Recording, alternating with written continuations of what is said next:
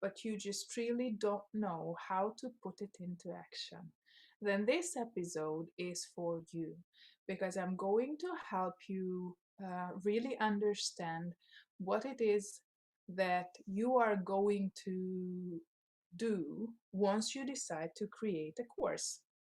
And if I see it correctly, then I am live. Last time I couldn't do it, so I was hoping to get it right this time. Okay, so if you are new around here, then my name is Zsuzsanna, and I help overstretched business and mindset coaches to leverage their time and expertise in the online space, right? How do you do that? First of all, you have to think different thoughts so as you could move away from the one-on-one coaching packages that you offer, right? I know it's very safe to meet your client every week and to hold them accountable for their progress. But if we want to see lasting results in our clients' lives, we have to trust them. We have to trust them enough that they put in the work and they do what they have to do in order for them to be able to move forward, right? So, with that said, that is step number one.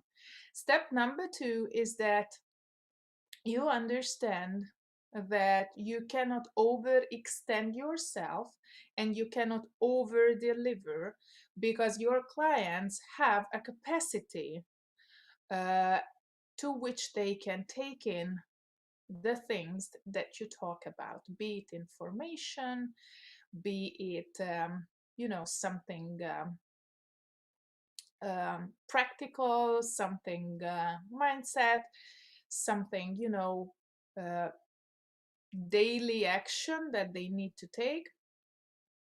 It's up to them, right? You cannot pour more into a cup than it can hold, right? And a lot of the times the cup you are starting to fill up has already bits and pieces of the tea in it, so you cannot spill the tea, or you have to spill the tea in order for your teacup to hold more, right? So either you understand where is your client, and you as a true expert understand how many layers or how much of what you want to them to transition, or how much you want them to progress. It has its obstacles. It is just that much they can take in. So thinking about over delivering your services is a trap, definitely a trap. So this is why when you want to create a course, you don't want to pour everything and anything into that course. What you want to do is that you want to identify the minimum, the bare minimum that your students have to take or have to do so that they could get the result. And then you want to create a safe space for them to practice it until they get there. So basically, if you have a course idea, it's much better if you strip it off of all the over delivering, of all the nuts and bolts, of all the bells and whistles, but you keep it very simple and easy to navigate so that they understand it clearly what it is that they have to do, right?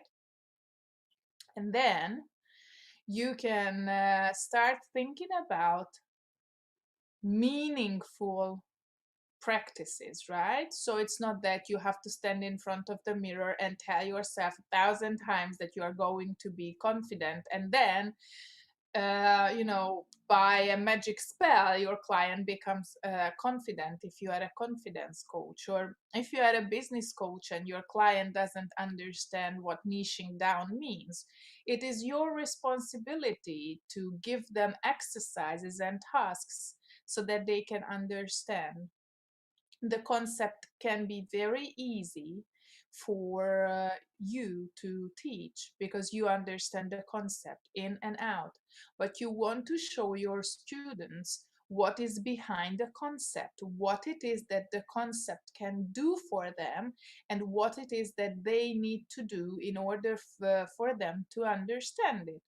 So if you want to help your clients not to spin all those wheels that they spin, and you want them to understand to, slow down and refine their offers, or maybe niche down as a business coach, you have to be able to think about ways where they can practice the process of niching down so that they understand the importance of niching down, right? Or for instance, if you are a social media coach or a copywriting coach or a messaging expert, then you want to really dial in the concept of, I don't know, maybe the AIDA formula or whatever it is that you teach with your copywriting clients if you do copywriting coaching. Then it's much better if you really make them practice, what you preach, instead of you preaching over and over again and then finally writing their brand message, right? Because it just wouldn't work. So my piece of advice for you is that once you have a course idea, you understand what is the minimum that your students, not you, but your students, have to understand. And you keep reminding yourself all throughout the course creation process that it's the bare minimum that they need to do consistently, repeatedly, strategically, and very intentionally in order for them to see the transformation or the change they want to see in their business or in their life, right? So for you to be able to support your students with it, you want to create a space where practice is an integral part of the process. And you want to make your students understand how it is best served, right? Without you having to go there, tap them on the shoulder and tell them, hey, it's time for you to practice. Hey, it's time for you to do the next section of the course. Hey, it's time for you to do this or that, because the environment or the whole process that you have designed is compelling enough for your students, so they enjoy trying out certain concepts in practice, aka they start to implement what you teach, they see the result, and they move forward. So if you already have a course, then I highly advise you to go to your course curriculum, identify the fluff, and ruthlessly cut it out of your course, and substitute it with meaningful practice that actually delivers the result that you teach in your course. If it is something you need help with, you can always find me.